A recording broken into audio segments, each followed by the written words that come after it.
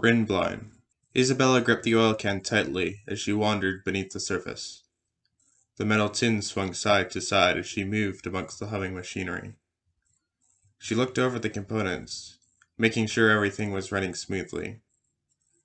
The world around her felt like a haze. At that moment, there was no thought of the past or the future. She had learned not to bother her mind questioning it all. I've been doing it for so long, she thought absent-mindedly. The reason doesn't matter anymore. There was only the present. She knew it was important to finish her task, even though she wasn't entirely sure why. The boss needs to hear about this, Ernest said. Before the man spoke, Isabella had forgotten he was with her. She spun around to find her coworker standing only a few feet away. He was dressed in an orange suit and wore a brown cap atop his head. In his right hand he carried a red toolbox, a flashlight in his left. His gaze was upward, intently focused on the wall before him. A gaping hole had been torn across its surface. A few loose cables hung down over the opening. One of them sprang sparks. Ernest turned his flashlight as a scuttling echoed behind them. Walkner should be warned as well. No one else should be down below. That's not supposed to be there? Isabella asked, still staring at the hole. Ernest looked towards her, tilting his head slightly.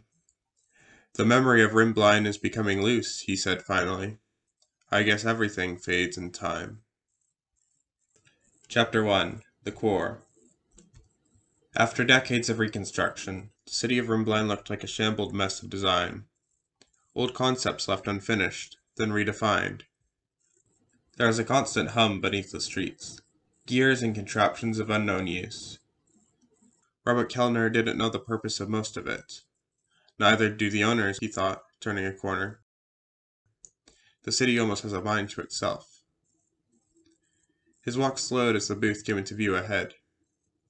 It appeared the payphone was already in use. Reaching the gray doors, he stopped. Leaning his back against its side, he began fidgeting with his hands. He felt a drop of water fall against his thumb. It then rolled across his skin and into his palm. Robert shivered. Maybe one of the pipes is leaking, he thought, looking up. The streets of Rin-bline were not open to the sky. Cables and artificial lights extended along the face of the cave roof above. Even with the glowing bulbs, there was still a constant surrounding gloom. It was then the booth door swung open.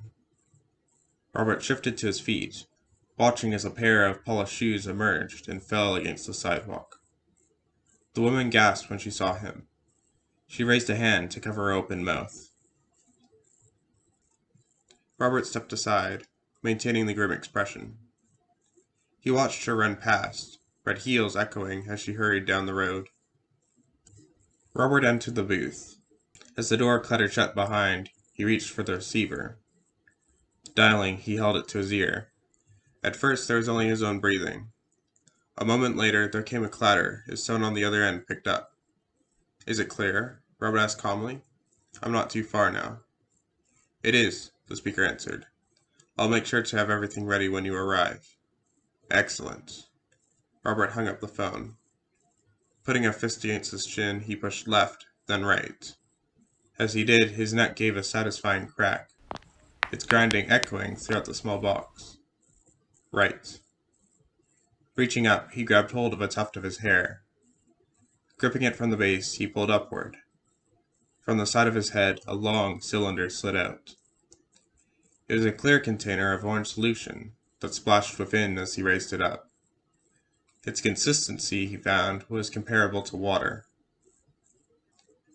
On the bottom end of the tube was a pair of spikes. These normally rested comfortably against his brain. Robert winced as the end came loose from his skull. Popping the canister open, he let the toxin drain. It splattered to his feet against the booth's floor. He sighed, then reinserted the tube. As relief washed over him, he let his shoulders fall. Back onto the street, Robert continued onward. Strings of light glowed bright beneath the windows on either side of him. He was forced to move slowly as he grew closer to the meeting place. The building was located at the mouth of the city, typically in a state of constant traffic. He could see the opening in the cave roof.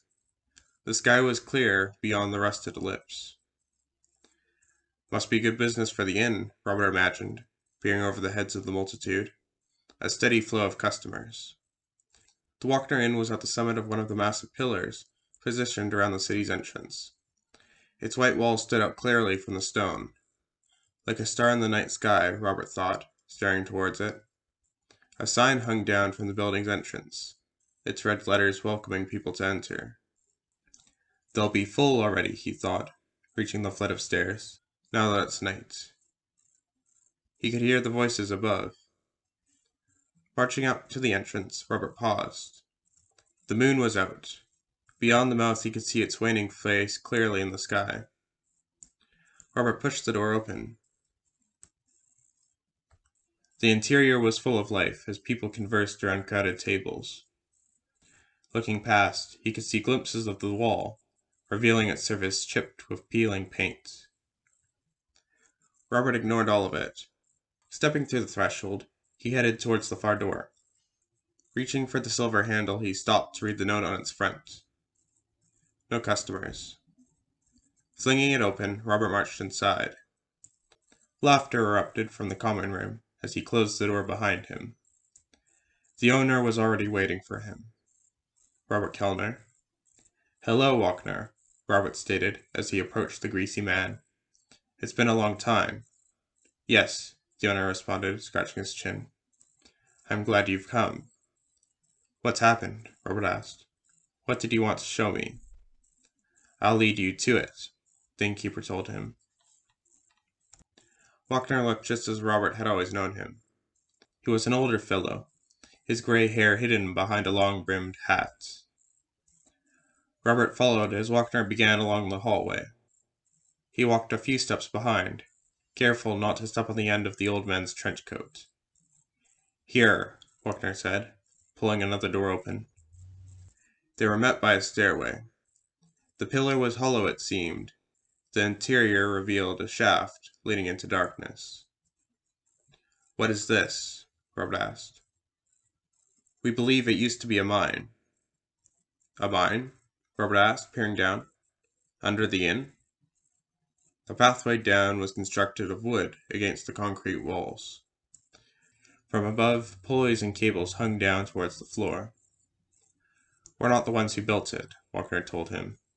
The tunnel was found ages ago, but there's more in the darkness. That's what I wanted to show you. All right, Robert nodded. Let's see it.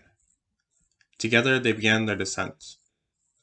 The four walls were plain as they went down, the surface uneven as his hand brushed against it. The passage ended on a colorless floor. Reaching its base, Robert gazed around at the grimy space they had entered. Against the far wall, a rectangular door had been cut. This led into another hallway. Here, Walkner said, marching towards it. Stepping out, Robert peered down to its left end. Caves, he noted. I'll show you that when we go back up, Walkner said with a nod. But come this way. I want to show you something else first. Branching towards the right, the passage was built from an overwhelming series of industrial brass pipes. The tunnel looked as if it had been abandoned for years. It had become overgrown. Moss had risen to fill the gaps between the crevices and rounded off the corners. The air smelled damp as Robert took in a breath. Feels like walking inside someone's brain, he couldn't help thinking. Would everyone describe it that way? A place of twisting tunnels that even the owners can't escape. Maybe I'm alone in that observation. They turned a corner then, which led to another room. In its center was an orb of blue light, suspended in a tangle of cables and pipes. Robert's eyes widened. What is this? He asked in awe.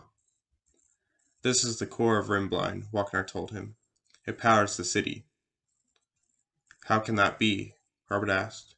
You found it unguarded? When we found it, yes.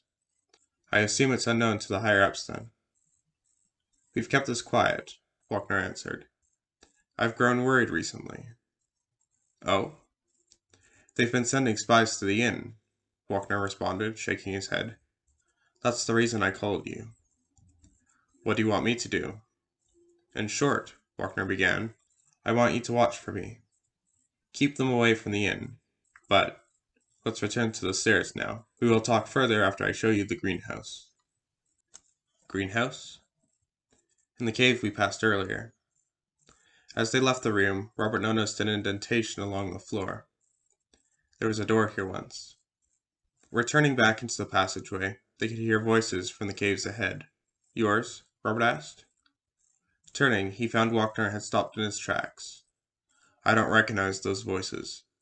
The innkeeper's face had gone pale. Someone followed us down here.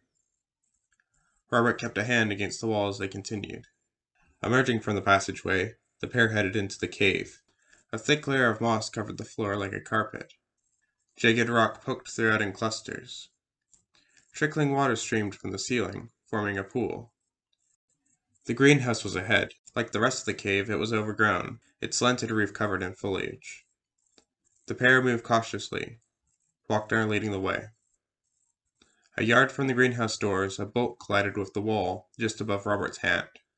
They both dropped as the sound cracked the air, taking cover behind a boulder.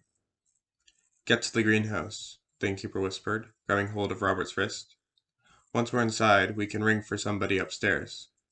Right, Robert nodded, reaching for the holster on his belt. I'm going in first. I'll cover you, Robert nodded. I'll be right behind. Go. He rose as Wagner darted forward, firing in the direction of their attackers. Wagner made it inside. He ducked once more as bolts blazed through the air. Robert grimaced as he watched the attackers take aim at the greenhouse. He saw Wagner take cover inside as gunfire shattered the glass walls. My turn. Just as he began to rise, there came a sudden pinch in his brain. Not now, he pleaded to himself. I just need to make it inside. He realized there was no arguing with it. Hesitantly, Robert raised a hand to release the cylinder. He cursed as he grabbed the tuft of hair, pulling open the compartment. As he pulled it up, a bolt grazed the top of his head. Stunned, Robert watched as shards exploded past his gaze. The delayed realization hit him a moment later, as he felt the glass cylinder shatter. The orange toxin dribbled down his face, past his nose and onto his lips. It tasted like oil. Car fuel. Robert collapsed. He could still hear the bolts whizzing through the air. Faced against stone, he felt the toxin drain between his lips onto the rocks. His vision went dark. Color shifted moment to moment in dreams. Blue faded to orange as he saw the woman's face. She raised a hand to cover her mouth, red fingernails pressing the tip of her nose. It shouldn't bother me anymore, Robert thought. Why wouldn't she be frightened of me? He had become used to such reactions. I didn't choose who I am, he whispered to the darkness. I'm trapped this way. I feel pain. Alone.